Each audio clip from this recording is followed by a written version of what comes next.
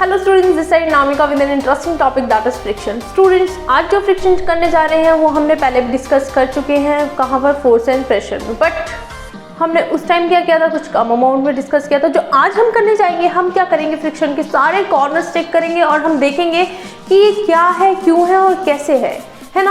और आपको बहुत इंटरेस्टिंग होने वाला है, बहुत मजा आने वाला है इस चैप्टर को पढ़ने में। अब ध्यान देंगे, जो हमारा पहला पॉइंट है वो क्या है, व्हाट इज फ्रिक्शन। अच्छा देखो, फ्रिक्शन होता क्या है। फ्रिक्शन एक टाइप ऑफ फोर्स है। फ्रिक्शन एक टाइप ऑफ फोर्स है जो क्या करता है, एक मोशन को अपोज करता है। ध्यान रखना, फ्रिक्शन क्या है, एक टाइप ऑफ फोर्स जो क्या करेगा, मोशन को अपोज करेगा। देखो, let us take an example of football. Football का मैं एग्जांपल लेती हूँ। फुटबॉल है आपका, फुटबॉल एक टाइम बाद रुक जाता है, रेस्ट पोजीशन में आ जाता है। यहाँ से अगर वो मोशन में है तो एक टाइम ऐसा जरूर आएगा जब आपकी फुटबॉल क्या होगी, रेस्ट पोजीशन में आएगी। क्यों? Due to frictional force. क्या है, उधर भी एक फोर्स लग रहा है जो उस फुटबॉल को एक टाइम पे रेस्ट पोजीशन में ला रहा है ना। अगर वो फोर्स नहीं होता तो बॉल तो घूमती रहती, चलती रहती, कभी रेस्ट पोजीशन में आती ही नहीं। तो यस, उधर एक फोर्स एग्जिस्ट कर रहा है जिसको हम फ्रिक्शनल फोर्स बोल रहे हैं। चाहे मैं चल रही हूँ, चाहे कोई ऑब्जेक्ट मूव कर रहा है, तो हमेशा क्या लगेगा, एक फ्रिक्शनल फोर्स लगेगा जो उसके मोशन को रेजिस्ट करेगा या अपोज करेगा। अच्छा, किसी भी मोशन को रोकने के लिए अगर वो रोकना चाहता है तो वो क्या करेगा, अगर मैं इस साइड से फोर्स लगा रही हूँ तो मेरे उस साइड से फोर्स लगाएगा। इट मीन्स अगेंस्ट, है ना। तो आपको इधर हमारा कंक्लूजन निकलता है कि जो मैं फोर्स लगा रही हूँ, जो हम फोर्स लगा रहे हैं या कोई भी ऑब्जेक्ट फोर्स लगा रहा है, तो क्या हो रहा है, आपका फ्रिक्शनल फोर्स हमेशा उसके अगेंस्ट एक्ट करेगा। तो आप इस चीज़ को ध्यान रखना। इधर से क्वेश्चन बन जाएगा, क्वेश्चन बन सकता है, आपका पूछ भी सकता है कि हमारा फ्रिक्शनल फोर्स हमेशा किस तरीके से या किस तरफ एक्ट करता है। तो आप बोलोगे हमेशा अगेंस्ट, ठीक है ना, किसके, जो हम फोर्स लगा रहे हैं। नाउ अब बात करते हैं हम लोग। मेरे सामने एक अलमीरा है, मैं कह रही हूँ कि अगर मैं इसको फोर्स लगाऊं तो क्या ये मूव करेगी? यस और नो? बिल्कुल भी नहीं करेगी। इसका रीज़न है एक। रीज़न क्या है स्टूडेंट्स, अगर आपका फ्रिक्शनल फोर्स आपके फोर्स से ज़्यादा है, फ्रिक्शनल फोर्स आपके फोर्स से ज़्यादा है, इट मीन्स अपोजिंग फोर्स जो अपोज कर रहा है, तो वो कभी भी मूव नहीं करेगी। तो ये जो अलमीरा है, अलमीरा का जो फ्रिक्शनल फोर्स है, हाँ वो मेरे फोर्स से ज़्यादा है और वो बिल्कुल भी मूव नहीं करेगी। यही मैं एक टेबल ले लूँ, मेरे सामने एक छोटा सा टेबल रखा हुआ है, इस टेबल को मैं मूव कराना चाहूँ तो ये बिल्कुल आराम से मूव करेगा, क्योंकि इसका जो फ्रिक्शनल फोर्स है वो मेरे फोर्स से कम है और मेरा फोर्स इसके कंपेयर में ज़्यादा है। तो मैं क्या कर सकती हूँ, इसको ईजिली मूव कर सकती हूँ। तो मैं इधर कह सकती हूँ, एक और कंक्लूजन निकलता है यहाँ से, किसी भी चीज़ को मूव कराने के लिए जो आपका फोर्स है, जो आप फोर्स लगा रहे हो, वो क्या होना चाहिए, ज़्यादा होना चाहिए, तभी चीज़ मूव करेगी, अदरवाइज आपकी मूव नहीं करेगी। तो स्टूडेंट्स, ये जो अभी तक हमने पढ़ा है ये सिर्फ क्या है, फ्रिक्शन के बारे में, कि फ्रिक्शन होता क्या है। आगे हम पढ़ेंगे इसके फैक्टर्स अफेक्टिंग फ्रिक्शन और काफ़ी और चीज़ें हमारी। Now move to the next point, that is factor affecting friction. Okay students, now second point is factors affecting friction. तो friction में कौन कौन से factors affect करते हैं? तो first one is roughness and smoothness of surface. इसका मतलब क्या rough और smooth surface की वजह से भी हमारा friction कम या ज़्यादा होता है? बिल्कुल होता है। अगर आपका जो surface है, मान लो आपका surface क्या है, ज़्यादा rough है, तो इसका मतलब friction ज़्यादा होगा। अगर वहीं आपका सरफेस स्मूथ है तो वहां पर फ्रिक्शन कम हो जाएगा। कैसे? देखो, मैं एग्जांपल लेके बताती हूँ आपको। अभी मैंने शूज पहन रखे हैं, नीचे क्या है, सरफेस है। मेरे शूज में क्या है, कुछ इरेगुलरिटीज है, और जो नीचे सरफेस है उसमें भी कुछ इरेगुलरिटीज है। वो दोनों इरेगुलरिटीज होने के कारण कहीं ना कहीं वो एक दूसरे को इंटरलॉक कर रहे हैं, है ना। और इंटरलॉक होने के बाद क्या हो रहा है, वो फ्रिक्शन क्रिएट हो रहा है। इस वजह से ही तो मैं खड़ी हुई हूँ, वरना तो मैं क्या स्लिप नहीं कर जाती, बिल्कुल करती मैं स्लिप, है ना। तो वो जो इरेगुलरिटीज है और जो उनके बीच में, दोनों के बीच में इंटरलॉक हो गया है, उस वजह से मैं क्या हूँ, स्टैंड हो रखी हूँ इधर, बिल्कुल। ओके, अच्छा एक और एग्जांपल लेती हूँ। जैसे ही आपका जो आपकी स्लीपर्स होती है, कुछ टाइम बाद क्या हो जाती है, घिस जाती है, तो उसका सोल या शूज़ का सोल क्या होता है, घिस जाता है ना। तो क्या होता है, आप अगर भागोगे तो कहीं ना कहीं आप फिसल जाते हो। क्यों फिसलते हो? क्योंकि सरफेस क्या हो जाता है, बिल्कुल स्मूथ हो जाता है। जो इरेगुलरिटीज थी वो क्या हो जाएंगी, कम हो जाती है। कम होने के कारण क्या हो गया, आप फिसल गए। इसलिए मैंने अभी कहा था फ्रिक्शन नहीं है तो आप फिसल जाओगे, और हाँ बिल्कुल ऐसा ही हुआ। आपके शूज़ के सोल में क्या था, इरेगुलरिटीज नहीं थी, इसकी वजह से आप क्या हो गए, फिसल गए। ओके स्टूडेंट्स, अच्छा एक फैक्ट बताती हूँ आपको। एक फैक्ट है कि हमारे पास कोई भी ऐसा सरफेस नहीं है जो पूरी तरीके से स्मूथ हो, ठीक है ना।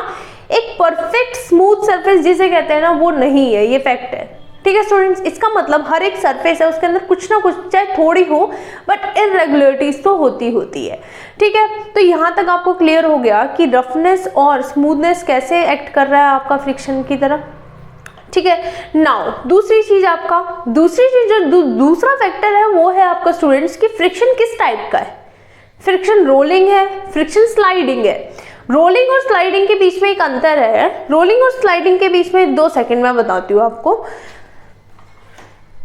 माना ये है आपका, ये मार्कर है। अगर मैं मार्कर को ऐसे ही छोड़ दूं तो ये क्या होगा, अगर ये राउंड ना करके जाए, ये बिल्कुल ऐसे सीधा चले जाए, तो ये तो स्लाइडिंग हो गया। स्लाइडिंग का आप एक और एग्जांपल ले सकते हो। अगर आप कहीं वाटर पार्क वगैरह में गए होंगे तो आपने क्या किया, स्लाइडिंग की होगी। क्या होता है, आप बिल्कुल ऊपर चढ़ते हो, बिल्कुल शरक देनी, बिल्कुल सीधा क्या करते हो, नीचे जाते हो, है ना। तो वो क्या हो गया, स्लाइडिंग फ्रिक्शन का एग्जाम्पल हो गया। उधर भी एक ऐसा मोशन एक ऐसा फोर्स है जो आपकी मोशन को अपोज कर रहा है, ठीक है ना। तो ये तो स्लाइडिंग फ्रिक्शन हो गया। अच्छा अब हम बात करते हैं रोलिंग फ्रिक्शन की। रोलिंग फ्रिक्शन कहाँ पर होगा, आपका बैग होते हैं, बैग के नीचे जो टायर्स होते हैं वो देखे होंगे, है ना, ऐसे रोल करते हैं, तो उधर क्या लग रहा है, रोलिंग फ्रिक्शन लग रहा है। तो हाँ बिल्कुल, इधर आपका क्या होता है, रोलिंग है या स्लाइडिंग है, इससे क्या होगा, बिल्कुल इफेक्ट पड़ेगा फ्रिक्शन पे, राइट। आपके लिए एक क्वेश्चन है स्टूडेंट्स, आपके लिए क्वेश्चन है। अच्छा मेरे को ये बताओ कि कौन सा आपके लिए इजी होगा, एक जो मोशन में ऑब्जेक्ट है उसको मूव कराना, और एक रेस्ट पे ऑब्जेक्ट है उसको मूव कराना। तो ये आपका होमवर्क है, आप कमेंट सेक्शन में मेंशन करें और रीजन जरूर दें, क्योंकि बता तो हर कोई देगा बट रीजन जरूर दे, ताकि मैं देखूं कि आपका जो अभी आप पढ़ रहे हो क्या उसको आप ढंग से ग्रहण कर पा रहे हो या नहीं कर पा रहे हो। Students now second point is factors affecting friction. इसका मतलब कौन कौन से फैक्टर्स है जो हमारे फ्रिक्शन को अफेक्ट कर रहे हैं। तो ध्यान देना, सबसे पहला जो पॉइंट है आपका वो roughness and smoothness of surface. इसका मतलब रफनेस और स्मूथनेस ये भी क्या करती है, बिल्कुल ये भी क्या करती है, अफेक्ट करेगी। कैसे अफेक्ट करेगी, आपका सरफेस जितना रफ होगा इसका मतलब उसके अंदर इरेगुलरिटीज उतनी ज़्यादा है, तो क्या होगा, आपका जो फ्रिक्शन होगा वो ज़्यादा होगा, बिल्कुल ज़्यादा होगा। वहीं अगर मैं बात करूँ एक स्मूथ सरफेस की, अगर आप एक स्मूथ सरफेस लेंगे जिसके अंदर इरेगुलरिटीज कम है, तो आपका चलना या आपका फिसलना वो क्या हो जाएगा, ईजी हो जाएगा, राइट स्टूडेंट्स। अब देखो ध्यान देना, बात करती हूँ मैं इरेगुलरिटीज की, तो इधर क्या रोल प्ले कर रहा है। तो अब मैं बात कर रही हूँ, एक सरफेस है जिसमें मैं खड़ी हूँ और मैंने शूज़ पहन रखे हैं, तो क्या है, मेरे शूज़ में भी इरेगुलरिटीज़ है और उस सरफेस में भी इरेगुलरिटीज़ है। तो मैं खड़ी किस लिए हूँ, क्योंकि उनकी इरेगुलरिटीज़ और उनकी इरेगुलरिटीज़ ने क्या कर लिया है, इंटरलॉक कर लिया है। इस वजह से मैं क्या कर रही हूँ, अभी खड़ी हूँ। अगर मैं चलना चाहूँ, अगर मैं चाहती हूँ मेरे को मोशन करना है या मैंने थोड़ा आगे की तरफ चलना है, तो क्या होगा, मेरे को ना इधर फोर्स लगाना पड़ेगा इन इरेगुलरिटीज़ को क्या करने के लिए, अनलॉक करने के लिए, ठीक है ना। फोर्स लगाऊंगी तो ये क्या हो जाएंगी, अनलॉक हो जाएंगी और मेरा मोशन आगे की तरफ चलेगा। बट मोशन कब होगा, मैंने अभी पीछे बताया था, जब मेरा फोर्स क्या होगा, फ्रिक्शनल फोर्स से ज़्यादा होगा, तभी क्या होगा, मोशन होगा। अगर फ्रिक्शन फोर्स ज़्यादा हुआ, फ्रिक्शन ज़्यादा हुआ तो क्या होगा, बिल्कुल मेरा जो मेरा फोर्स है उसके आगे नेग्लेक्ट हो जाएगा और मैं मोशन नहीं कर पाऊंगी। तो इधर तो मैं मोशन बिल्कुल कर पाऊंगी क्योंकि मेरा फोर्स क्या ज़्यादा है। तो ध्यान देना, ये चीज़ आपको पता चल गई इसके बीच में क्या रिलेशन है और कैसे कैसे ये काम करता है। तो इधर से कंक्लूजन आता है, अगर जितना ज़्यादा रफ सरफेस होगा उतना ज़्यादा आपका फ्रिक्शन होगा, जितना कम या कह सकते हैं जितना ज़्यादा स्मूथनेस होगी उतनी आपका फ्रिक्शन कम होगा। नाउ एक फैक्ट बताती हूँ मैं आपको, एक फैक्ट है स्टूडेंट्स, हमारे पास कोई भी ऐसा सरफेस नहीं है जो परफेक्टली स्मूथ हो, ठीक है ना। परफेक्टली स्मूथ कहते हैं जिसको, ऐसा सरफेस है ही नहीं। हर एक सरफेस पे यहाँ के आप सोप देख लो या तो कोई भी ग्लास वाला टेबल देख लो, कुछ भी देख लो, तो उन पे भी क्या होती है, थोड़ी थोड़ी इरेगुलरिटीज होंगी, ठीक है ना। तभी क्या हो रहा है, चीज़ें उसके ऊपर थोड़ी थोड़ी रुक पा रही है। तो ये एक फैक्ट है, आप याद रखना। नाउ एक क्वेश्चन में आपके लिए है एक क्वेश्चन है आपके लिए, आप बताएंगे कि इन दोनों में से कौन सी चीज को मोशन में लाना इजी होगा।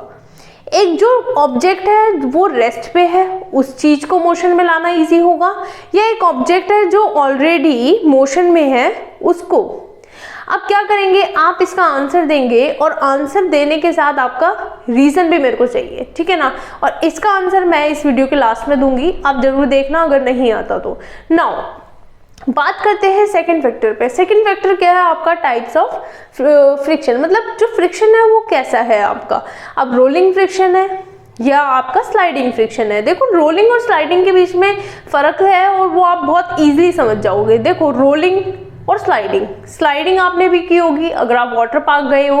क्या होता है, ऊपर बैठते हो आप और बिल्कुल 2 सेकंड में इस एग्जाम्पल क्या है, आप ऊपर बैठते हो बिल्कुल ऐसे करके नीचे आ जाते हो, है ना। तो इधर क्या हो रहा है, बिल्कुल स्लाइड हो रहा है। कोई किसी चीज का स्लाइड होना ही, जब कोई चीज स्लाइड होगी तो उधर जो फोर्स लग रहा है, जो इस मोशन को अपोज करेगा वही स्लाइडिंग फ्रिक्शन है, ठीक है। अगर यहाँ पर मैं रोलिंग की बात करूँ, रोलिंग मतलब अगर मैं इस चीज को ऐसे रख दूं तो ये क्या करेगा, रोल करके नीचे गिर जाएगा बिल्कुल। तो ये क्या हो गया आपका रोलिंग फ्रिक्शन। एक और एग्जाम्पल है रोलिंग फ्रिक्शन आपका, बैग देखा होगा, बैग के नीचे जो टायर होते हैं, आप बैग को ले जाते हैं और वो टायर घूमते रहते हैं, वहां पर भी क्या लग रहा है, रोलिंग फ्रिक्शन लग रहा है। तो जब भी कोई चीज ऐसे मूव करे घूम घूम के रोलिंग, और स्लाइड करके जाए तो स्लाइडिंग फ्रिक्शन। यहां तक क्लियर हो गया, ओके। अब हम चलते हैं नेक्स्ट पॉइंट पे, that is friction unnecessary evil, ठीक है। अब हम बात करेंगे friction unnecessary evil. Students now friction unnecessary evil, friction हमारे लिए बहुत ज्यादा जरूरी है, क्यों है, चलो एक एग्जांपल लेते हैं। आपने कभी नोटिस किया अपने टीचर को स्कूल में कि कभी कभार उन्हें डिफिकल्टी होती है बोर्ड पे लिखने के लिए, क्यों। इधर एक रीजन है, रीजन आप देंगे तो अच्छा लगेगा, बाकी मैं आपको बता रही हूँ। एक रीजन है क्योंकि ये जो बोर्ड की जो इरेगुलरिटीज होती है, या मैं बोल सकती हूँ बोर्ड का जो रफनेस है वो इनफ नहीं है लिखने के लिए, ठीक है। इस वजह से क्या होता है, वो चौक काम नहीं करता और टीचर को डिफिकल्टी होती है। तो क्या होता है, अगर रफनेस अच्छी है बोर्ड की तो वो चौक इतने बढ़िया तरीके से चलता है और बिल्कुल अच्छी तरीके से लिखा जाता है। तो रफनेस होना बहुत जरूरी है ना, इट मीन्स फ्रिक्शन होना। अब देखो क्यों जरूरी है, पहला पॉइंट तो ये है कि अगर हम चल रहे हैं, हम वॉक कर पा रहे हैं, तो ये फ्रिक्शन की वजह से ही है ना। क्योंकि देखो ऐसा हो सकता है अगर फ्रिक्शन ना हो, एक टाइम आप सोचो, एक बार आप सोचो फ्रिक्शन नहीं होगा तो जो चीज मूव कर रही है वो मूव ही करती रह जाएगी, वो कभी रुकेगी ही नहीं। अब माना अगर मैंने कार चलाई तो कार चलती रहेगी, ऐसे तो कितने एक्सीडेंट हो जाएंगे। ऐसे तो मतलब मैं चल रही हूँ तो मैं किसी और से टकराऊंगी, कोई मेरे से टकराएगा, कोई गाड़ी किससे टकराएगी, तो ये तो सारा कुछ खत्म ही हो जाएगा, है ना। तो क्या है इधर बहुत ज्यादा जरूरी है, सबसे पहले वॉक करने के लिए अगर हम चल रहे हैं तो किसकी वजह से, फ्रिक्शन की वजह से। दूसरी बात कंस्ट्रक्शन, आप बिल्डिंग की कंस्ट्रक्शन देख रहे हो, आप देख रहे हो ये मेरा जो फ्लोर है वो ऊपर वाले फ्लोर पे क्या है, मतलब ऊपर वाला फ्लोर ये नीचे वाले फ्लोर पे टिका हुआ है, ये कैसे एक दूसरे से अटैच है। अगर फ्रिक्शन नहीं होता तो क्या होता, ये जो बिल्डिंग्स है हमारी तो गिर ही जाती, बिल्कुल गिरती, फ्रिक्शन नहीं है ना। तो एक ये भी हो गया, दूसरा वॉक भी हो गया। काफी मशीन्स है, मशीन जो चल रही है वो किस कारण चल रही है, फ्रिक्शन की वजह से, क्योंकि दो सरफेस में इरेगुलरिटीज होना बहुत ज़्यादा ज़रूरी है। अगर नहीं होगा तो वो जो सरफेस क्या हो जाएगा, बिल्कुल कह सकते हैं स्मूथ, कह सकते हैं बिल्कुल जो टोटली स्मूथ होता है उसके कारण काम ही नहीं हो पाएगा और बहुत सारी चीज़ें खराब हो सकती है ना। तो फ्रिक्शन तो बहुत ज़्यादा जरूरी है। फ्रिक्शन है तो हम लोग अभी सर्वाइव कर पा रहे हैं, चल पा रहे हैं, दौड़ पा रहे हैं, बैठ पा रहे हैं, ठीक है। नाउ अच्छा, आपने एक चीज़ नोटिस की होगी, जब आपका जो ग्राइंडर या मिक्सर वगैरह होता है आपके घर पे, तो जब मम्मी चलाती है उस मिक्सी को तो क्या होता है, कुछ टाइम बाद वो गर्म हो जाता है। क्यों होता है आपको पता है? आपको पता है? आप इसका आंसर कमेंट सेक्शन में मेंशन करेंगे और इसका आंसर भी मैं अभी बता देती हूँ। चलो अच्छा देखो होता क्या है, ये जो फ्रिक्शन है ना, फ्रिक्शन क्या प्रोड्यूस करता है, हीट भी प्रोड्यूस करता है। वे फ्रिक्शन हीट भी प्रोड्यूस करता है। इसके कारण क्या होता है, जो मिक्सी है वो क्या हो रही है आपकी, गर्म हो जा रही है ना। अच्छा देखो आपके जो सोल है आपके उसके शूज के, ये कैसे घिस जाते हैं, है ना। नीचे जैसे न्यू शूज़ लाए हो तो आप 1-2 साल बाद या 6 महीने बाद देखोगे तो क्या हो जाएगा, सोल बिल्कुल घिसा हुआ हो जाता है। क्यों? क्योंकि उधर जब आप चल रहे हो तो फ्रिक्शन क्रिएट हो रहा है। फ्रिक्शन क्रिएट होने के बाद वो क्या कर रहा है, बार बार उसको हीट अप कर रहा है। हीट अप होने से क्या हो रहा है, उसका जो सोल है बिल्कुल घिसे जा रहा है और एक टाइम ऐसा आता है वो थोड़ा सा स्मूथ बन जाता है। ठीक है स्टूडेंट्स, तो इधर मैं कह सकती हूँ कि जो फ्रिक्शन है वो क्या करता है, प्रोड्यूस करता है हीट। तो ये चीज आपको ध्यान रखनी चाहिए। Now move to the next point, that is increasing and reducing friction. Okay students, now increasing and reducing friction, क्या सच्ची में मैं इंक्रीज और रिड्यूस कर सकती हूँ फ्रिक्शन को? बिल्कुल कर सकती हूँ। अगर मैं इंक्रीजिंग इट मीन्स इंक्रीज करने की बात करूँ तो ये फ्रिक्शन इंक्रीज कैसे होता है? तो एग्जांपल लेती हूँ, आपके जो शूज है, जो नॉर्मल शूज है वो तो ओके हैं। आपके फुटबॉलर्स के देखे होंगे उनमें क्या लगे रहते हैं, स्पाइक्स लगे रहते हैं, है ना, छोटे छोटे कांटे। वो क्यों लगे रहते हैं? अगर आप अपने शूज में लगवा लेंगे तो आपका इंस्टेंटली आपका क्या हो जाएगा, फ्रिक्शन इंक्रीज हो जाएगा। और फ्रिक्शन इंक्रीज होने के कारण वो जो आप जब मैच वगैरह खेलोगे तो आपकी ग्रिप बहुत बढ़िया तरीके से बनेगी और आप बढ़िया तरीके से मैच खेलेंगे। अच्छा, एक और एग्जाम्पल लेते हैं। रेसलर देखे होंगे आपने, या जो कुश्ती वगैरह करते हैं वो देखे होंगे। तो क्या करते हैं, गेम में जाने से पहले अपने हाथ में कुछ पाउडर वगैरह लगाते हैं, है ना। तो क्या करते हैं, हाथ में कुछ ऐसा चीज लगाते हैं जिससे क्या होता है, ग्रिप बनी रहती है और सामने वाले को वो क्या करते हैं, पकड़ सकते हैं। और सामने वाला क्या होता है, फिसलता नहीं, क्योंकि सामने वाला तो बॉडी पे ऑयल लगा लेगा, है ना, बिल्कुल लगाएगा, क्योंकि वो चाहता है ताकि आपकी ग्रिप ना बने और वो जीत जाए, है ना। तो क्या करते हैं, हाथ में कुछ ऐसा लगाते हैं जिससे क्या होता है, फ्रिक्शन बढ़ जाता है। Now reducing friction, friction reduce कैसे कर सकते हैं? देखो आप एक अच्छा सा एग्जांपल है, आपने भी खेला होगा कैरम। देखो कैरम के साथ क्या आता है, एक पाउडर आता है। क्या होता है, पाउडर को आप उसके सरफेस में लगाते हो और बिल्कुल बढ़िया तरीके से आपकी गेम चलती है उससे, क्योंकि वो सरफेस स्मूथ कर देती है। और जब आप उसको डालते हो, उनकी स्ट्राइकर और ये सब होता है, गोटे वगैरह डालते हो होल के अंदर, तो बढ़िया तरीके से जाती है, क्योंकि क्या हो गया, सरफेस स्मूथ हो गया, है ना, स्मूथ हो गया। इसके कारण क्या हो रहा है, ये हो रहा है। नाउ एक और चीज है, स्मूथ कैसे कर सकते हैं आप सरफेस, ल्यूब्रिकेंट्स की हेल्प से। जैसे आपका दरवाजा है, कभी कटर कटर कटर कटर करता है ना, आवाज देता है, आवाज करता है, तो क्या कहते हैं, ल्यूब्रिकेंट्स होते हैं। ऑयलिंग कर सकते हैं आप उस सरफेस को, तो उससे क्या होगा, आपका जो सरफेस है वो स्मूथ बनेगा और जो फ्रिक्शन है वो रिड्यूस होगा। रिड्यूस होने के कारण चीजें बहुत अच्छी तरीके से चलेंगी। तो ये था आपका increasing and reducing friction. Now move to the last part of this chapter, last topic of this chapter, that is fluids. Students, video के लास्ट में मैं आपको इंपॉर्टेंट क्वेश्चंस भी दूंगी ताकि आप उन क्वेश्चन को करें। और मैं बिल्कुल कह सकती हूँ, हाँ, आपके टेस्ट या एग्जाम जो भी होगा उसमें से 80-90% आपका आ जाएगा, ठीक है ना। तो आप क्या करेंगे, उसको रिवाइज करेंगे। और सबसे पहले अगर आपने ये पूरा चैप्टर ही पढ़ लिया तो आपको कुछ जरूरत नहीं पड़ेगी, आप फटाफट उसका आंसर दे देंगे। नाउ हमारा लास्ट पार्ट आता है फ्लूइड फ्रिक्शन। देखो फ्लूइड इधर साइंस की लैंग्वेज में किसको कहा गया है, फ्लूइड दो चीजें होती है आपकी, एक एयर और एक वाटर। दोनों चीजों को क्या मानते हैं हम लोग, फ्लूइड मानते हैं साइंस में।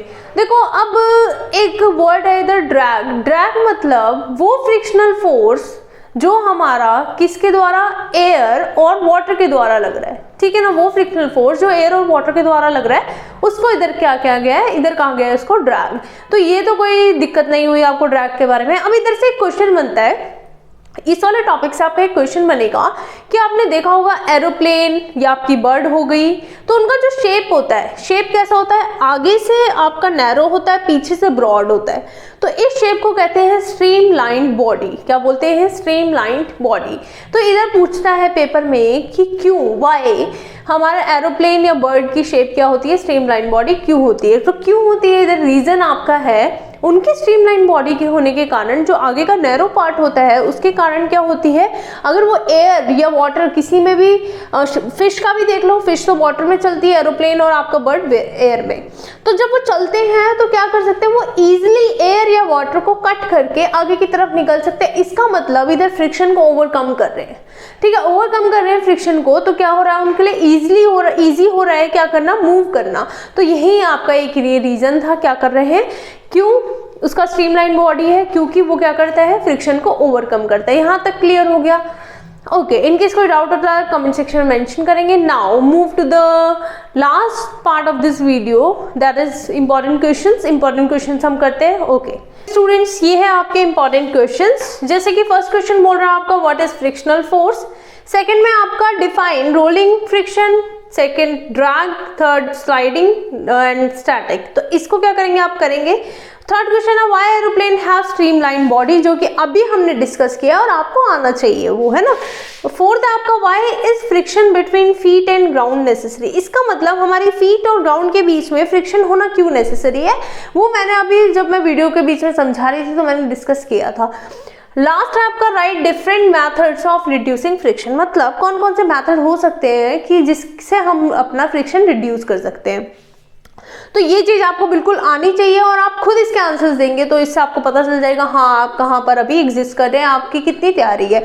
और 101% जिस बच्चे ने खुद से ये कर लिया तो मैं कह सकती हूँ एग्जाम में इस वाले चैप्टर में आपके 101% है, 100 में नहीं 101। ओके स्टूडेंट्स, तो ये आप क्या करेंगे ओके नाउ। अब मैंने आपको एक चीज बताई थी स्टार्टिंग में, मैंने आपसे एक क्वेश्चन पुट अप किया था और मैंने बोला था कि वीडियो के लास्ट में मैं उसका आंसर दूंगी। तो उसका आंसर क्या है, मैंने आपसे पूछा था कि एक ऑब्जेक्ट जो रेस्ट पे है और एक ऑब्जेक्ट जो अभी मोशन पे है, तो कौन से ऑब्जेक्ट को मूव कराना ईजी होगा। तो बिल्कुल आपका भी आंसर होगा जी कि जो मोशन में है उसको मूव कराना ईजी होगा। बट जो इधर रीजन है, रीजन क्या दोगे आप, रीजन दोगे देखो जो ऑब्जेक्ट रेस्ट पे है उसके सरफेस में ऑब्जेक्ट और नीचे सरफेस में अभी क्या है, इरेगुलरिटीज है और उनके बीच में इंटरलॉक है ना। और जो हमारा मोशन में है उनकी जो इरेगुलरिटीज है उसमें क्या है, अभी इंटरलॉक नहीं है क्योंकि वो अभी मोशन में है, ठीक है ना। तो जो ऑब्जेक्ट रेस्ट में है उसका इंटरलॉक हमें अनलॉक करने के लिए क्या करना पड़ेगा, हमको इधर ज़्यादा फोर्स लगाना पड़ेगा एज कम्पेयर टू जो वो हमारा मोशन में है। तो इधर ज़्यादा हमारा लगेगा, क्या लगेगा, फोर्स लगेगा, ताकि ये क्या हो जाए, अनलॉक हो जाए, तब ये मूव करेगा। बट ये जो मोशन में है हमको इतना फोर्स नहीं लगाना पड़ेगा क्योंकि ये पहले से मोशन में है, तो क्या कर जाएगा, मूव कर जाएगा ईजिली, कोई दिक्कत नहीं है। यहाँ तक क्लियर हो गया। अब क्या करेंगे आप, इसका प्रैक्टिस करेंगे, इस चैप्टर को फिर से रिवाइज करेंगे, अपनी बुक से एक एक लाइन रीड करेंगे, तब जाके आपको बहुत अच्छे से आ जाएगा। आप प्रैक्टिस करें बहुत अच्छे से, डाउट पूछें और अपना स्कोर अच्छा लाएं। ओके स्टूडेंट्स, तब तक आप बहुत अच्छे से तैयारी करें, तब तक बाय बाय।